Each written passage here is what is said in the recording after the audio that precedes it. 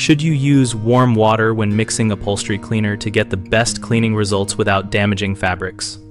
Use warm water for most upholstery cleaning because it dissolves oils and activates cleaning agents more effectively than cold water while avoiding the fabric damage that hot water can cause. For delicate or antique fabrics like silk or some wool blends, avoid hot water because heat can shrink, set stains, or weaken fibers. Instead, use cool to lukewarm water and a gentler, cleaner formulated for those materials. Always pretest your mixed solution on an inconspicuous area for color fastness and fiber reaction. Wait 10 to 15 minutes, then blot to check for staining or color transfer. Measure your cleaner to water ratio precisely using a measuring cup and write it down so you can replicate the mix when needed.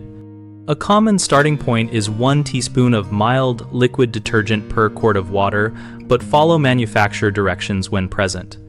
Mix thoroughly in a clean container and use soft tools such as microfiber cloths or a soft bristled upholstery brush to apply. Work from the outside of a stain toward the center to prevent spreading. Rinse the area by blotting with a separate cloth, dampened with plain warm water to remove residue.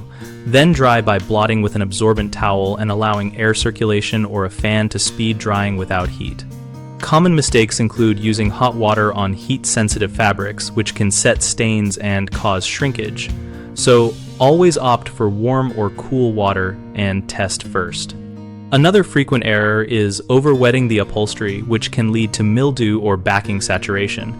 So apply solution sparingly, blot between applications, and aim for damp, not dripping. People also forget to remove cleaning residue, which attracts dirt and accelerates resoiling. So always perform a final rinse with plain warm water and blot thoroughly to remove leftover detergent. BigHomeProjects.com connects homeowners with local contractors for projects large and small, and we make it simple to browse profiles and see work examples. We also host a discussion community where we and other members share tips, ask questions, and recommend local pros so contractors can find work and homeowners can get practical advice.